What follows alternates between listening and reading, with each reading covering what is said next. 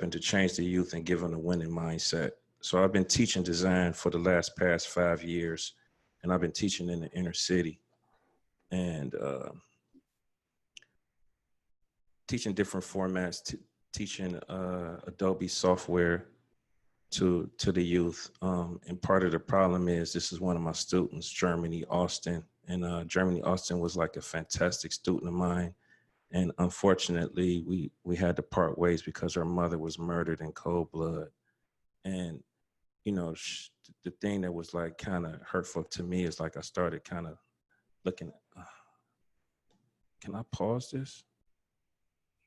If you want to look in the chat, we can hang out while you look at the directions. Anna McCarty, she's my another go-to. She put directions in there for you. Goodness. Goodness. Can you see me? All right, so I cannot. Let me see. Can I just talk without showing my screen? Goodness. Sure you can. Okay. All right. So I'm teaching in the inner city. I'm teaching at home, actually. So I'm teaching in East Cleveland, which is pretty cool. It's a chance for me to kind of give back. And, you know, me in Germany was one of my students. I really took a key to her because she's 6. She's 6 years old, 6 and 7 year old. And I'm teaching them like industry standard design. So we get into Photoshop, we get into doing the flyers and things like this. And one of the issues is like the environment. So, and it kind of really got me to looking into like what was the cause of all of this stuff, because I'm a designer by trade, right? So I'm kind of seeing that a lot of the students, like especially the boys, their learning is testing scores is real low. The discipline is very disproportionate. They're kicking kids out, they're suspending them. The kids that they need to pull in the most is the ones that's really hurting from everything. And I kind of thought about me because when I was in the second grade, I had flunked the second grade. And when I started out with school, everything was beautiful. Everything was nice. We had a peach tree in my backyard, you know, and me flunking the second grade was really hurtful to me because, you know, all my students knew I felt like a failure. Nobody really came in and talked to me about that, like really broke that down to me. So I had to really, you know, deal with this type of stress at an early age, I think. And the thing that kind of really got me along the way was like my creativity at the same time, because, you know, I don't know if you guys all came into my Instagram story, but I talked about like my comic books and things like that. So I was always a creative kid. I was always drawing. I was always doing those type of things. And let me see. I'm trying to go along with my slides too. I apologize for that. So, I mean, everything was kind of early. I mean, early in life was everything was kind of cool, but you know, after, you know, flunking the second grade, my teacher was really mistreating me too. So it really put a bad taste in my mouth. I had a negative attitude. I wasn't eager to go to school. You know, I had lots of enthusiasm. I wasn't engaged. All of this stuff kind of followed me along the way. And, you know, but you know, the comic books kind of really helped me along, you know. And when I think about like that, my favorite comic book is like Daredevil. So I kind of talk about this in my story a little bit, that Daredevil was two different guys. He was Murdoch, which he was the lawyer, and he was Daredevil. And I talk about like he didn't really have to really embrace himself being Daredevil. So, you know, Murdoch is more like a cog in the machine, you know, and it's like really, I want everybody to embrace their superpowers, like to become indispensable. And I use the term social change, design and social change a long time ago. And it's just really about being ordinary people like me and you can be highly effective.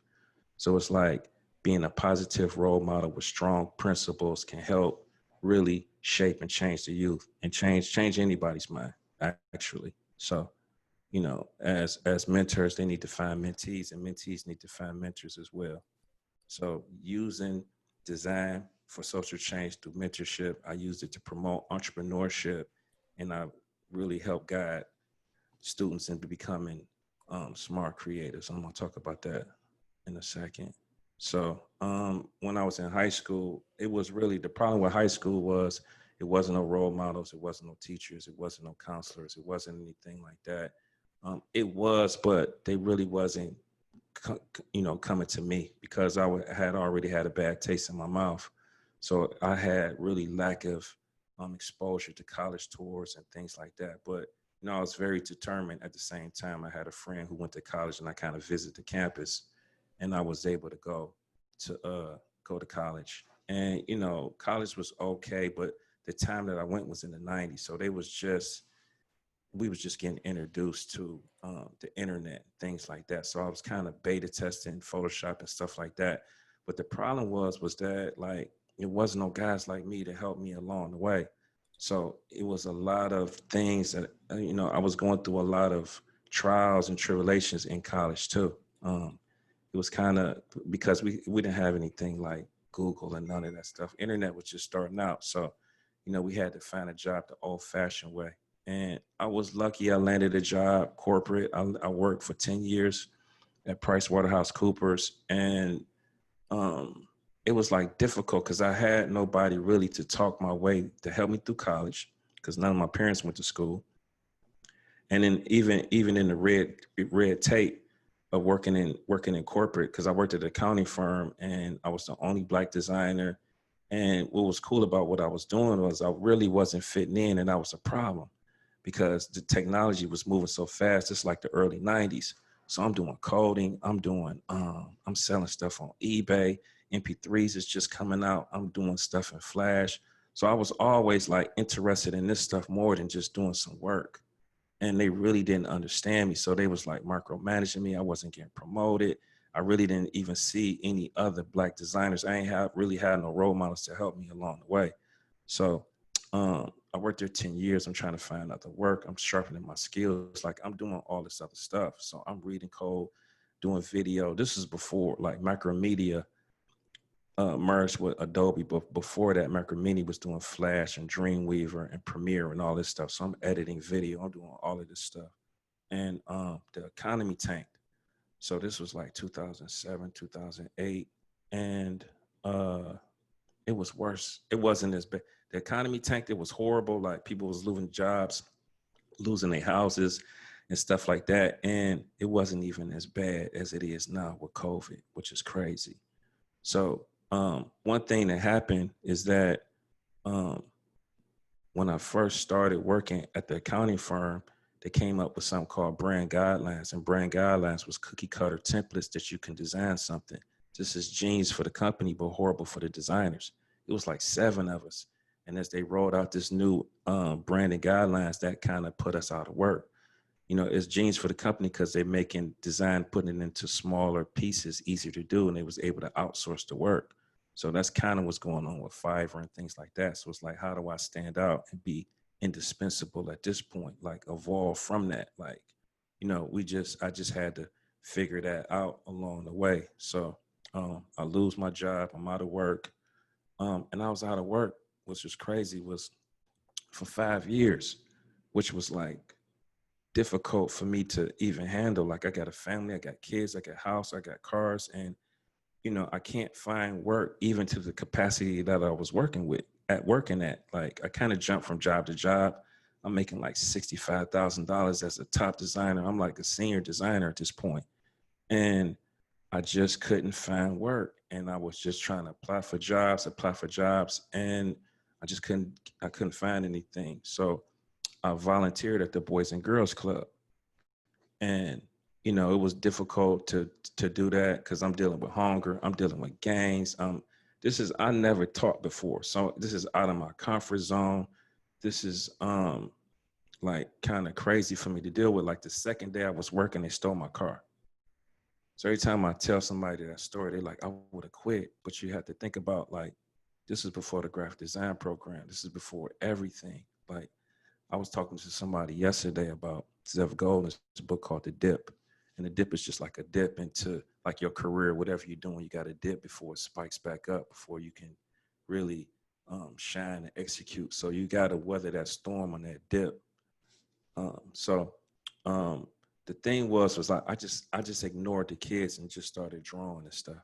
I started like practicing. I was drawing like murals on sheets of paper, and they had some other computers, and I seen some consultants coming in doing specialized work. So I presented the idea like, let me do some specialized work. And I think maybe they felt sorry for me because my car got stolen. So they went so they went forward. So I had jumped from going to like 2 locations to like 7 locations. So I'm going to 7 locations. I got 27 IMAX. I'm teaching around like 100 kids a month. And we getting into Adobe Photoshop. I was doing something called exposure weeks where I would go in and I would kind of just open up my computer and get a bunch of kids in the lunchroom. So I'm also recording I'm kind of recording this at the same time. At the same time, I looked and I was showing speed art, but it was from other artists, which was cool. But I was like, maybe it'll be more of an impact if I did my own speed art, you know? So I started like recording me doing some speed art in Photoshop. I would crunch it down to like a minute. I would put some cool music to it and really tie them in. And once I showed them the speed art, they would be like, Dad, we want to learn, you know? And I was like, well, I'm trying to learn how to teach too. So it's like, you know, classroom management, you know, all of this stuff. And I started recording my classes with a little camera. And I was like, Dad, I saw something when I was recording my classes. Like I was really sharing and showing that connection we had. One of the things that I kind of really grappled with at the time was like, I'm really not a teacher like a traditional style teacher. Like I kind of look like them, and also they're not getting graded too. So they kind of like really tied to being grades, and they don't really want to do some stuff outside of the grades. You know, like a lot of people problem is like they consumers, they want to consume, they want to play, and they don't really know the urgency on like really what's going on as far as like their livelihood. And I mean boys and girls, like they really should be establishing like some mentors and some mentees, even with like Nike and Adidas right now. I think at 9 years old, I think they should be talking to execs right now, showing them sketches and things like that. Like they kind of just playing video games and just sitting idle. Like I tell them all the time, like you could set up a PayPal account just as easy. You could do a Roblox account. So um, we started going through like entrepreneurship. So I'm doing more entrepreneurship stuff. I'm gonna go back a tiny bit and say that I because I'm not a teacher and I was kind of teaching my class, they wouldn't always go along with what my curriculum was. And I had an issue with that, you know. And then when I looked at it, I was like, damn, I'm kind of teaching them more than just Photoshop and a pen tool. We talking about grades. We talking about social responsibility on the internet. We talking about being responsible at home. So it was just like way more than that. And at the same time, I was really heavy into um, my design community too. So I was like building relationships. I'm putting out a ton of content. Like I'm putting out the videos and I'm trying to improve my videos and things like that. But it was an area in East Cleveland that it was like bugging the heck out of me. And this was my first video. And it was like 4 or 5 blocks with no lights. So I'm driving past there and I'm like, what in the world is going on over here? So I got a chance to go over there in the daytime and it just blew my mind. At the same time I saw it, I recorded it. And I'm looking at the video like, this is crazy. I put the video and I just kind of talked over the video. This is my first video. So I kind of scripted it out. I never talked before, never on camera. So, you know, it was like, you know, when you're doing something new that you never did before, but you're driven to do it, like it's going to be uncomfortable for the first time. And the video went viral. It landed me on the news. At the same time, I'm having a design community too. So I'm going to all the design conferences. Like part of that too was being uncomfortable. I don't know nobody. I'm standing on the wall. I'm introducing to myself to the guys I look up to, and it just all came to fruition all at the same time. At the same time, my videos is getting better. I'm getting better at like storytelling, and I'm really vlogging at this point too. And that's hard to do. Like, so I told myself like I'm gonna monetize my YouTube channel because I'm trying to get the kids to come along too. Like y'all got to create this content. Like I'm not just teaching y'all. I want y'all to come along with me on this journey and follow me the whole way. Like I want to be the example. Add me on Instagram. Add me over here. Look at my content. Look at what I'm doing. I was taking them on field trips too. So I'm taking them to the Browns stadium, dropping off posters. I took them to the cast. We had like a round table meeting at the cast with the marketing and the design team with the Cavaliers. And I'm taking notes during all this stuff too. Like I'm at the Cavs stadium or whatever. Like, you know, LeBron was playing for us, all this cool stuff. They ain't had no snacks for my kids. I'm like, so we just kind of winging this stuff, right? So I'm taking it to like huge, like just like technical companies. Almost, we got a place called Highland Software, and it's like the equivalent of like a Google campus. So they got sliding boards, they got barbershops, they got like PlayStations in the corner and all of this stuff. And I got probably like 10 students up there. And, you know, they trying to make the connection of what people do like all day long. Like they're trying to make the connection of like designers and what they do all day long. So they was like, gave a presentation. It was a little kind of outside of what I'm teaching them, because we kind of talking about like getting a job at the same time, like entrepreneurship too, like doing your own thing too. So it's like the balance in between that. So I never talked about this part, but you know, we laugh. So I'm gonna talk about this part. Hey, Jamal. Yeah. I'm sorry, man. Just real quick, because I know you put a lot of work in your presentation. Do you think we can just make one more kind of Hail Mary effort to get that work in real quick? Yeah, we can. Yeah. So we posted some instructions in the chat for PowerPoint, or maybe if you can maybe make a PDF of it, would you be able to share it then? Yeah. I'll repost it to you, the instructions for PowerPoint if you want.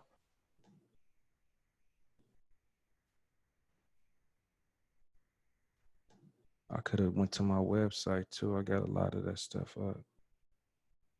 Or if you want to just click through the slides like from here, because we can see it pretty big this way. Yeah, that'll work too. Huh? Say it again. If you want to just click through the slides like this way, because we can see like the big image still. Can you see it now? Yeah. Yeah. Okay. All right. Thanks. That's Germany. That's me as a kid. Like, that's kind of going back to like everything being lovely and everything, you know, before my childhood and stuff. And this is when I flunked the second grade. So I felt like I was introduced to the system, you know, and I kind of talked about Daredevil. I'm gonna go down to, this is kind of where I kind of had lost my way right there. I was unemployed for 5 years and introduced. This was, I was right here. I was practicing for Ink Wars. I don't know if people are familiar with Ink Wars, but Ink Wars is like I would say you get like maybe a 66, maybe like 15 minutes to draw something with a theme at the design conferences, like large scale. You don't know what the theme is. So I was kind of practicing for that. You can see how I'm dressed too. I wasn't dressed like staff. Like I was dressed like I was the president, you know, like it's all about image. It's all about how you look, how you act. You know, most of the communication is all nonverbal anyway. So this is like me. This is kind of me sitting and talking to the kids at the table, like really, like telling them what they should be doing, how they should be thinking, how they should be moving, like what they should be focusing on, and they listen to me. This is the speed art I was doing. I was just putting out content. I was putting out, you know, all kind of content. I could kind of go to my YouTube. I'll go to my website and stuff like that too. This is just like popular culture. This is like mixtape covers, like the heroes that they know, Kanye, Pac, Drake, all of that stuff. So I had like project-based classes. I mean, like project-based because, you know, I'm more like an elective. So I'm kind of going over text. I'm kind of going over color a little bit. I'm kind of going over like, you know, the basics. And this is like turning themselves into superheroes and interacting with the text. And I had like you know, I'm going to like different locations. So we got IMAX set up in the back of the room. and they kind of just playing around with it. And then, you know, it really don't take long for them to just take off and just start designing and doing stuff, which is dope. Um, so this is entrepreneurship. We talking about hustle. We talking about hard work, positive attitude, the rewards of that. Like we dropping off posters at the Brown Stadium, which is like awesome. You could see it in them. Like they really love it. They really love doing it. Um, I kind of forgot where I left off at. This is about um smart creatives. This is a cool book called How Google Works. And Eric Smits was kind of wrote the book, and he was part of the hiring. He was responsible for the hiring of Google. And you had something called back in the day called knowledge workers. Knowledge workers was kind of like skilled in one thing. That was like Peter Drucker. Peter Drucker is like dope marketing dude. Peter Drucker's like cool with I forget his name. Peter Drucker, you can look him up though. So smart creatives is four things. It's having deep technical knowledge, it's having having some business savvy about yourself, and having a creative flair, and then a hands-on approach to getting stuff done. So that deep technical knowledge is really understanding Photoshop, understanding analytics, understanding all of these things, and then having, you know, I wanted to instill this in all the students, like, you know, and having some business etiquette too, like understanding clients, understanding how to work with clients. And they had client work too. They doing posters, they not getting paid, they ready to quit. Not quit, but they like putting up resistance, like we're not doing no more work till we get paid. Like they understand really what's going on, which is cool. And just getting some stuff done. Because one of the problems is like when people around me, they like, yeah, let's go, let's go, let's go, let's go. But once they graduated, I kind of get, you know, I'm trying to get on them because I'm not seeing the energy and the work that I was seeing before when they was around me. So it's kind of tough because they like in this environment, a lot of them don't have computers at home, things like that. Um, this is a story. It's about the acres of diamonds, right? So it was this guy in Africa, and he was in search of some diamonds. And in his pursuit to find the diamonds, he just perished. He just gave up. He couldn't find them. And somebody else bought the land that he had, which was an acre, right? And lo and behold, that land that somebody bought after him had an acre of diamonds on them.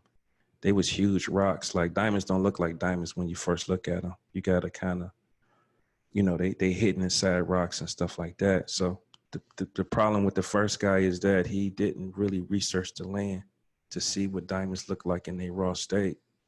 And, you know, an acre of diamonds is like kind of really like everybody's like sitting on an acre of diamonds. You're sitting on computers, you're sitting on iPhones, you got relationships. So you kind of walking past that. So, you know, this is really about you figuring out like taking heed to your surroundings and really using them to your full extent, and don't overlook those diamonds.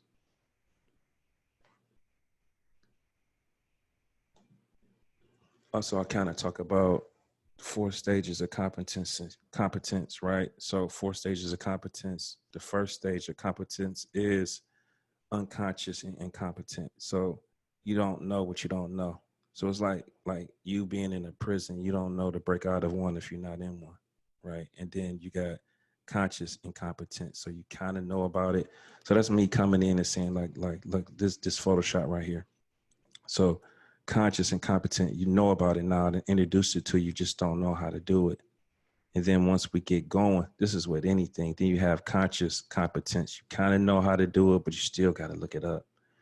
You still got to, you know, you're having some difficulty doing it. But the last level is unconscious competence or subconscious consciousness. And that's like you kind of doing it without thinking about it. And that's like putting in 10,000 hours and being a master and doing something.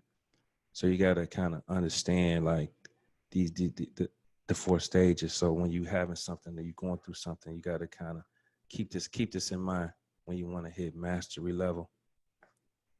I'm going to kind of segue back to where I was at. Maybe I was a little long-winded. I know I ain't got too long.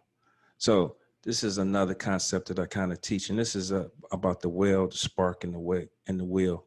So the well, you have to think of the well. It's like a well, like water, right? Your brain is like a well. So the more information you put in, the deeper your well, the more you'll have a spark. It's almost like cooking. Like if you don't have a lot of ingredients, you really can't cook nothing. So you got to read a lot, like tons, tons, tons, like putting so many info, because this is how you disrupt the market too. So you got to know about Airbnb. You got to know about the trends. You got to kind of look into really what's going on with COVID and virtual learning and all of this stuff and really deepen your well. So the more deeper the well, the bigger the spark, right? The spark is the idea, but the idea doesn't mean anything without the will. The will is the execution. So I highly recommend people to deepen their well as much as possible with as much information as possible. Too. I started out talking about Germany and the tragedy that she had, and I'm gonna talk about Elijah. I had a student named Elijah, and he didn't know how to spell, but he was like one of my dopest designers. Like he was like always, he would go above and beyond.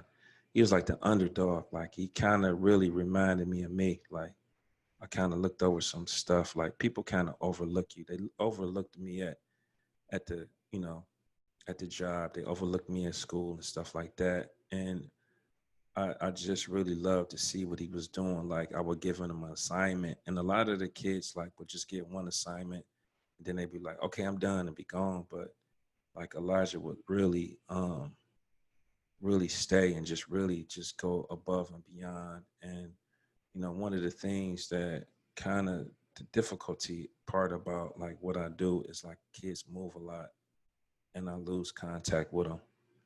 And even though my alias is still the same, um, yeah, I still kind of lose them. So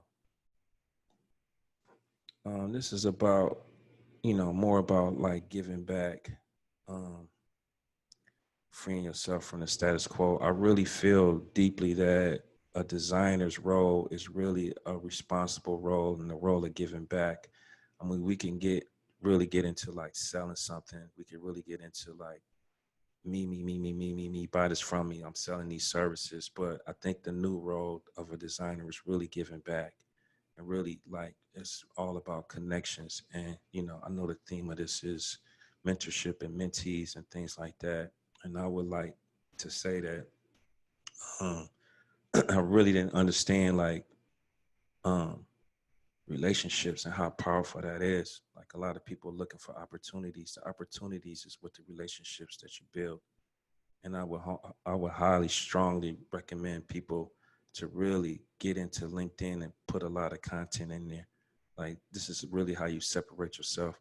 One of the things that um, the problem that I have with school is like the portfolio. Like we stand behind a portfolio when we should stand in front of it. So we are all different. We are unique. So um, that was the thing that I did. I came in front of my um, portfolio and I packaged up my intellect, and that's harder to replace. When you package up your intellect, then you become indispensable. You can't be replaced. You can't. It's no fiber that can really replace you once you do that. Um, yeah, I guess I could leave it at that. Jay Working. Um, so you can find me at jworking.com. I'm on YouTube. I started, doing different stuff, different testing on YouTube. So I highly recommend people just like put out content, put out videos, put out short stories. Like I kind of really worked on short stories and telling my story and really helping people really do their thing like that. So. Oh, that's great. Awesome.